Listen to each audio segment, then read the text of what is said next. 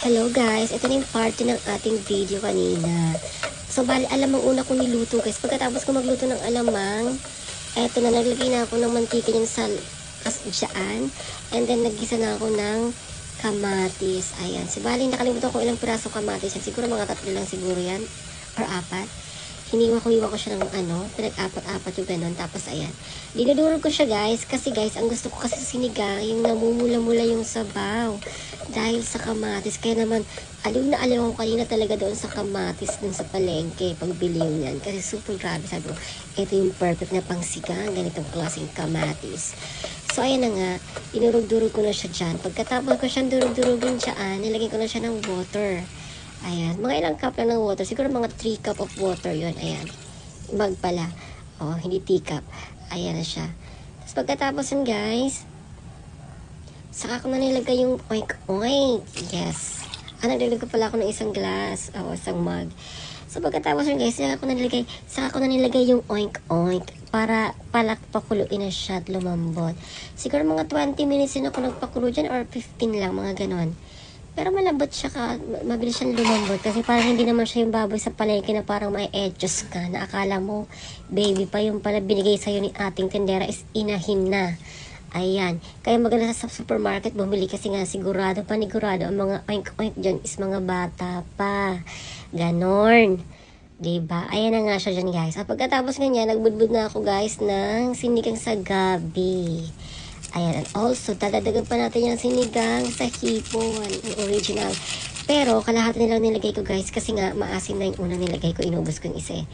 So, ayan, nagdagdag tayo dyan para sa hipon, kasi nga, ayan, saka ko na nilagay yung sitaw.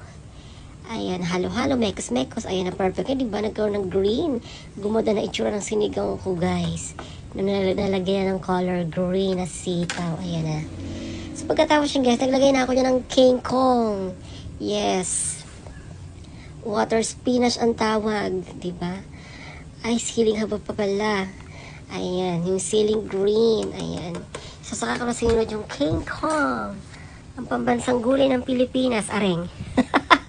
Charot lang. At baka maniwala kayo mga bagets ha. Hindi yan ang pambansang gulay natin mga bagets. Ayan.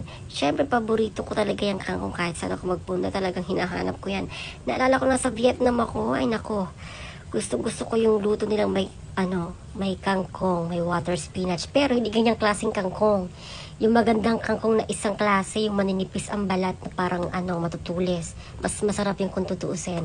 Mas malinamnam. Oo.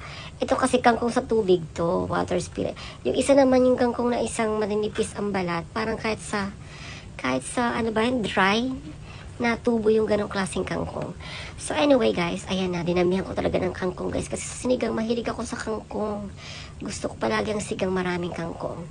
At saka gusto ko yung talagang half cook lang siya, hindi siya super lutong-luto.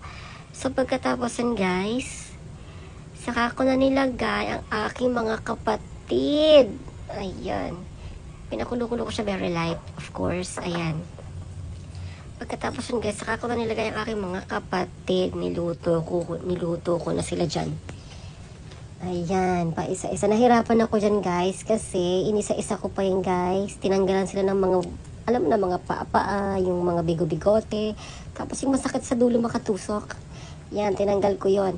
At saka yung itim sa likod nila, na parang bituka yan. Yun natin yung bituka nila, yung maitim. O, tinatanggal talaga yan guys. Huwag kayong kakain ng hipon or sugpo na hindi tinatanggal yon. Kasi, sabi ng mga expert, maraming parasite daw yon, cause ng hepatitis pa. Lalo pag half cook, hindi luto masyado, makain mo yun. Scary, diba? Ayan na siya, outcome niya guys, diba? Sinigang na color orange. At saka ang aking alamang perfect! Bongga.